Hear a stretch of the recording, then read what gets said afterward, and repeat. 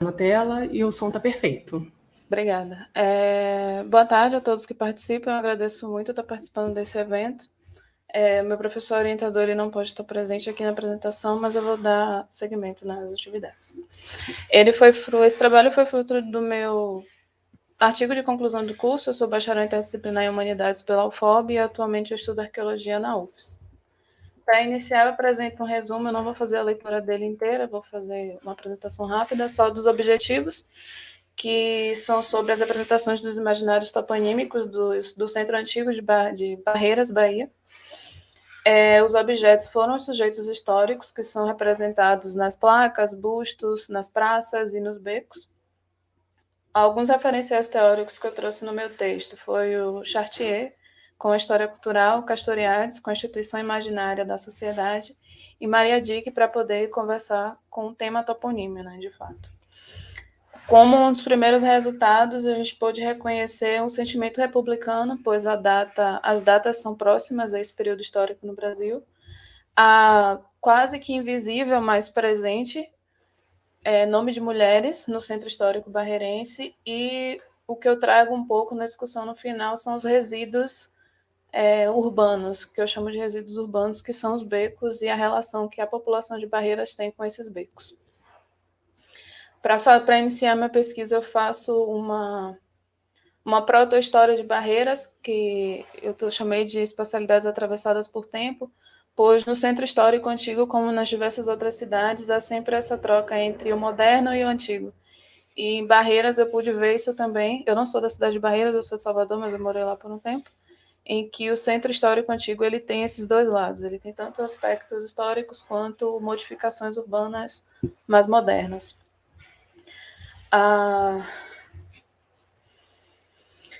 É isso. Os sujeitos que ocupam aquele lugar também atravessam diversos períodos históricos. A gente tem desde o tempo republicano até referências locais. Eu trouxe novamente alguns argumentos teóricos que eu apresento, e aí eu incluo aqui Marc Auger, com definição de não lugar e espaço praticado, e Maria Dick para toponímia. Essa parte do meu slide acabou ficando um pouco confusa.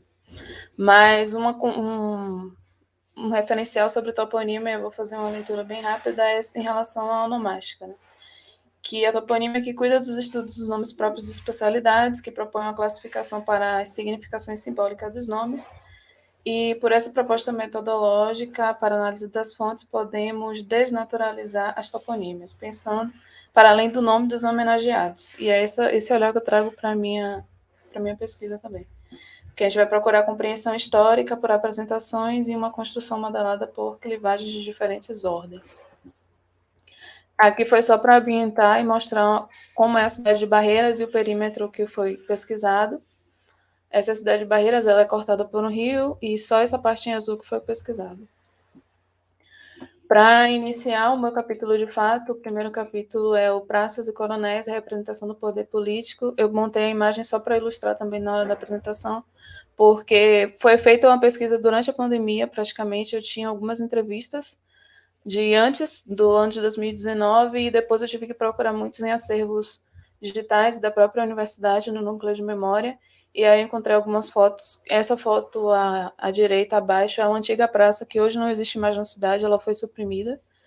A Praça Emílio Balbino tem uma representação à esquerda, abaixo do Coronel Antônio Balbino, um busto centralizado do Augusto César Torres, e mais acima, uma placa à esquerda do Coronel Antônio Balbino, e há uma relação entre pai e filho, eu vou explicar melhor durante o trabalho, e uma placa informando a Praça Belum Boaventura à direita. O algodão ao redor é para simbolizar o poder econômico que esses homens tinham, da onde era proveniente, né? E aqui é o mapa para ilustrar onde essas praças estão localizadas. No Centro Histórico Antigo de Barreiras, porque o bairro do centro ele é um pouco maior do que isso. Eu foquei na parte anterior ainda, mas a formação mesmo inicial de Barreiras, as primeiras ruas. A cidade de Barreiras começa com a rua Humaitá. É a primeira rua registrada como o primeiro logradouro da cidade, e ela foi nomeada assim pelo médico. Foi um médico combatente na Guerra do Paraguai, o Augusto César Torres. Ele também é homenageado na cidade com um busto e uma praça com seu nome. Logo em seguida, eu trago o coronel Bailão Boaventura, que recebe esse título de coronel não por ser militar, mas sim por exercer um forte poder político e econômico na região. Ele foi responsável por industrializar, vamos dizer assim, Barreiras com beneficiamento de cereais e algodão. Em Barreiras aconteceu muito isso. Barreiras e toda a região oeste da Bahia, ela é de grande atividade agroecológica, não. Ela é de agronegócio agroecológico que a gente deseja. Mas eu trago essa discussão para o meu trabalho sobre esses coronéis também por conta disso, porque tem muitas referências a coronéis que não são necessariamente militares, e sim somente exerciam atividade econômica e política muito forte na região. A praça que recebe a homenagem dele, ela está parcialmente suprimida por comércios atuais, virou uma grande praça de alimentação e bares.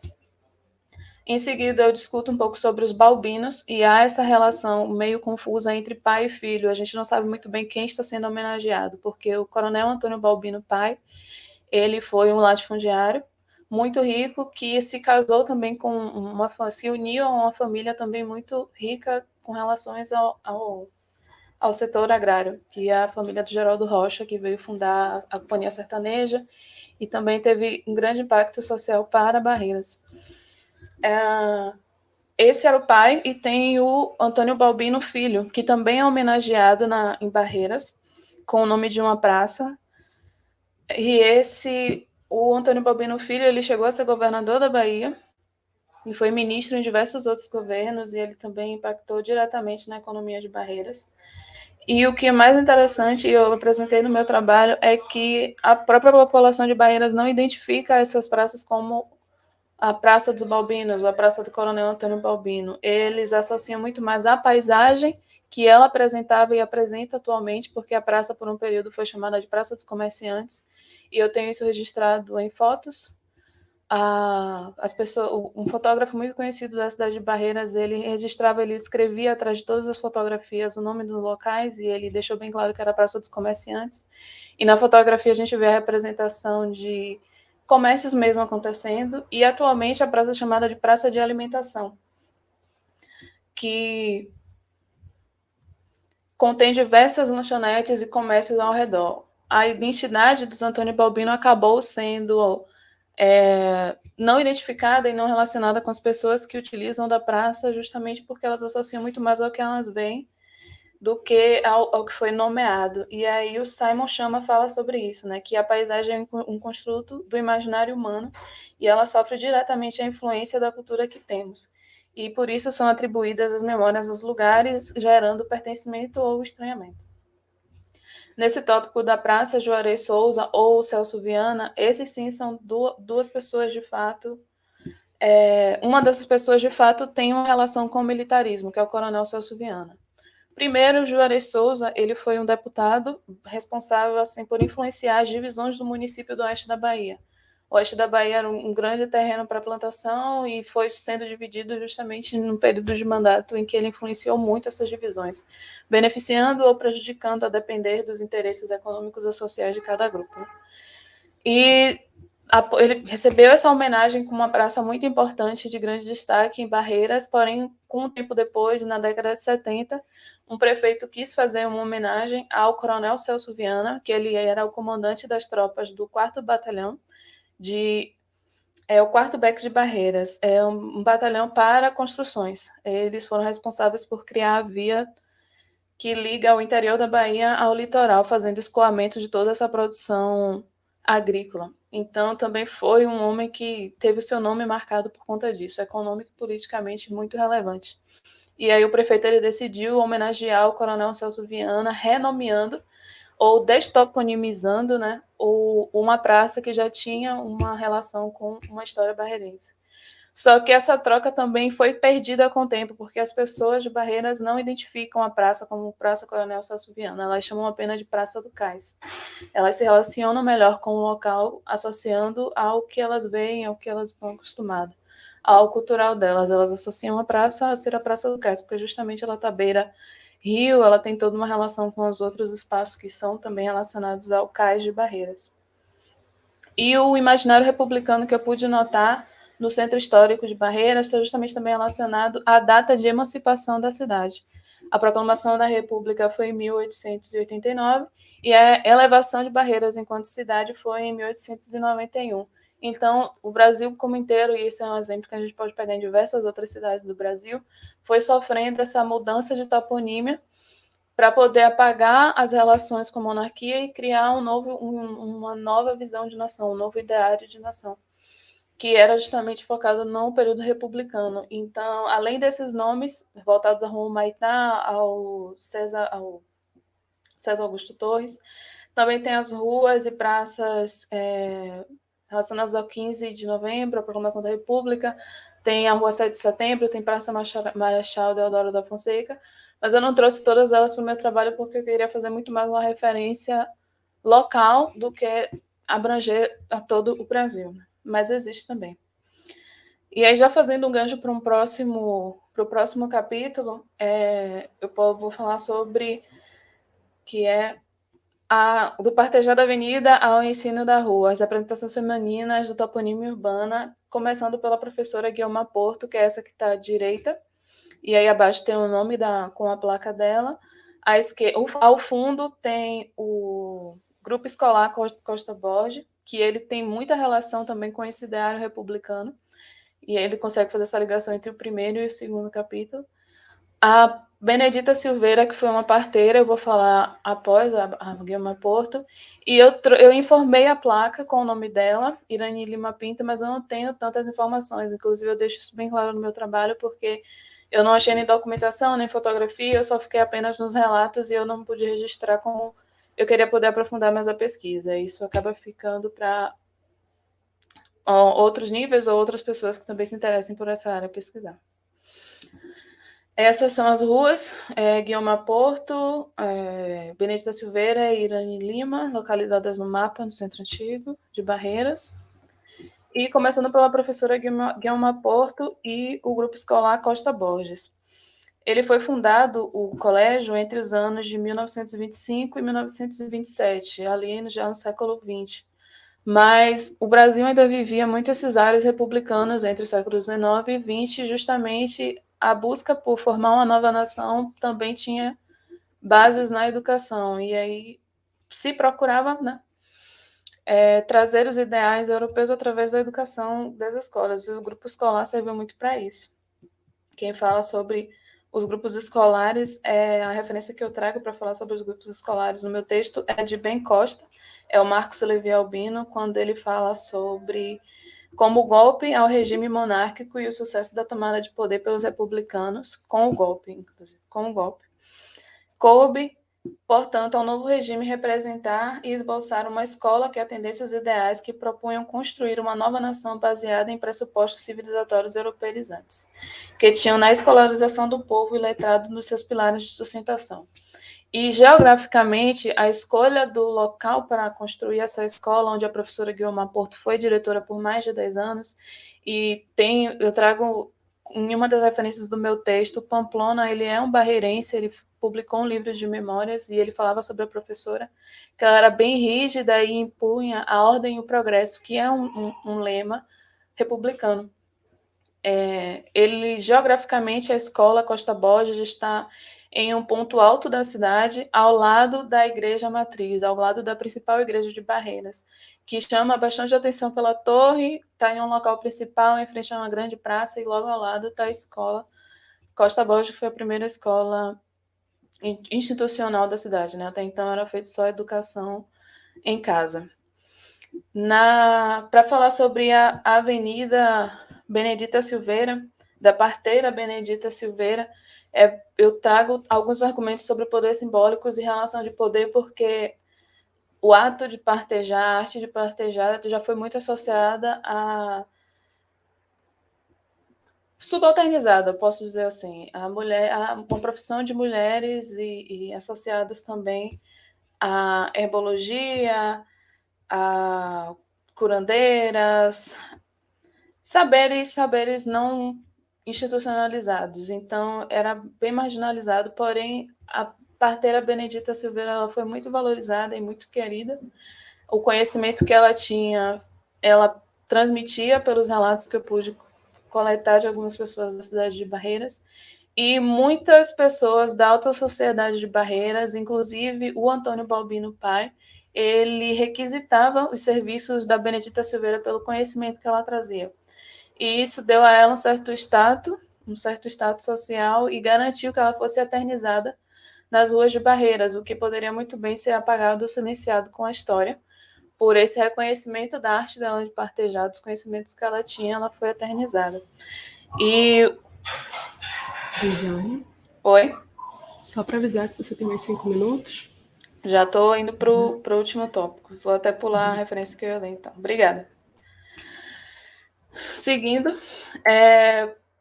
para outro grupo de tanto de lugares quanto de pessoas que poderiam ser muito bem silenciados e apagados na história barreirense, eu trago no meu terceiro capítulo, que são as pessoas representadas nos becos.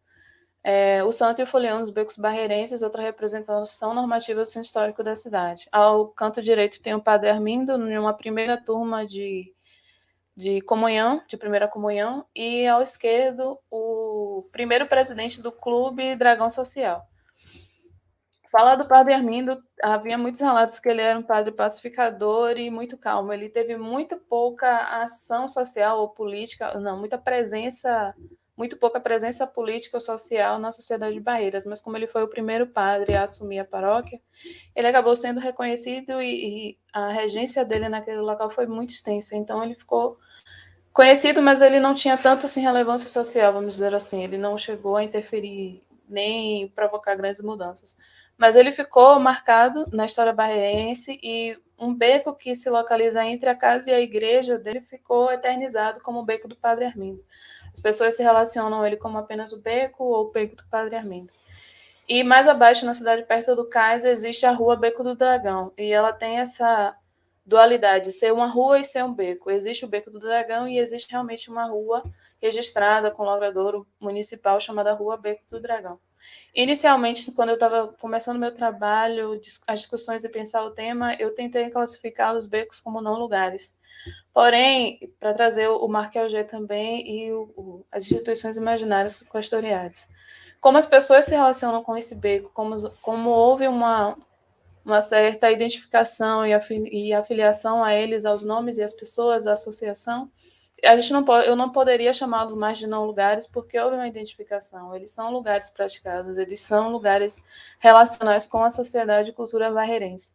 E eles preservam a memória desse padre e desse aspecto festivo de Barreiras, porque o Dragão Cultural era um local para reunião de festas e saída de blocos de carnaval. Essa é uma fotografia do beco, inclusive ele tem casas, tem pessoas que realmente moram, tem lugares abandonados, mas também tem casas, pessoas moram nela. E essa entrada aqui ao lado, entre o prédio branco e o prédio vermelho, é que se localiza o Beco do Dragão. Tem comércio, tem decorações, as pessoas realmente utilizam o espaço do beco para diversas atividades. Eles não são apenas lugares de passagem. Como considerações finais, eu trago novamente essa reflexão que o trabalho pôde me dar de perceber os ideários republicanos e como a sociedade barreirense conversa com os lugares e os seus referenciais históricos, alguns permanecendo, outros sendo substituídos, silenciados. Foi identificado os hierotoponímicos, que estão relacionados ao imaginário religioso, como o Beco do Padre Armindo, o histórico sociotoponímico, que está muito mais relacionado às figuras importantes e traços culturais que aconteciam na cidade, como as festas no Clube Dragão Cultural, no Clube do Dragão, que hoje é o centro cultural da cidade. Esse local ele permanece, mas agora virou uma instituição junto à prefeitura. E principalmente os antropotoponímicos, que são as pessoas que são nomeadas e são homenageadas na cidade, né? Como os coronéis, os políticos e principalmente, para mim, as mulheres, que pouquíssimos aparecem, mas estão lá. E eu deixei essa interpelação ao objeto dos demais praticantes do espaço por conta disso. Tem muitas toponímias na cidade que eu não pude investigar nem procurar saber mais informações por conta do tempo e das condições pandêmicas que estamos vivendo, e meu trabalho foi isso, eu acho. Aqui são algumas referências. E o nosso contato, do professor Anderson e o meu. Tá? Muito obrigada. E eu vou interromper o compartilhamento agora. Eu acho que eu já estourei meu tempo. Obrigada, Deisiane. Temos 4 minutos para perguntas. Temos 2 perguntas. Só um momento. Ok.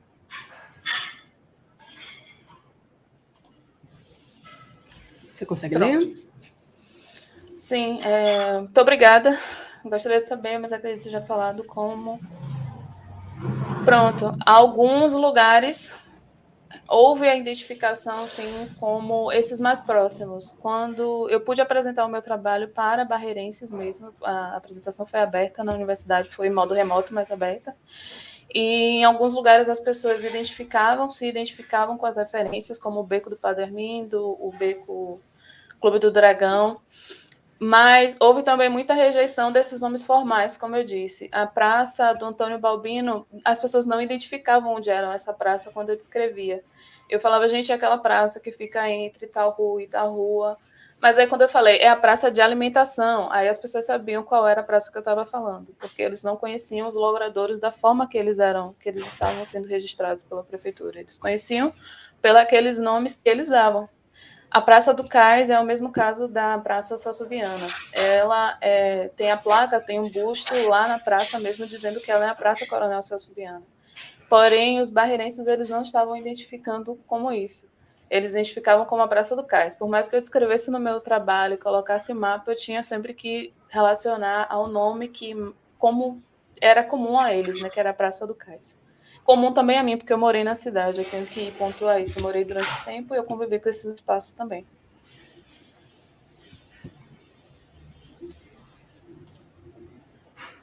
Não sei se eu expliquei, mas foi isso. Temos uma segunda pergunta, também da Tainá. Obrigada, Tainá. Não tem, eu acredito que também não seja do interesse da prefeitura atualmente fazer essa mudança para o nome das praças que as pessoas se identificam.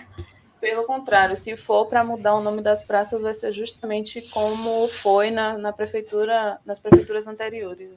Vai ser para homenagear pessoas ou personagens que eles se identifiquem mais, como foi o caso do Coronel. Eles preferiram tirar uma referência a outra que eles tinham mais afinidade.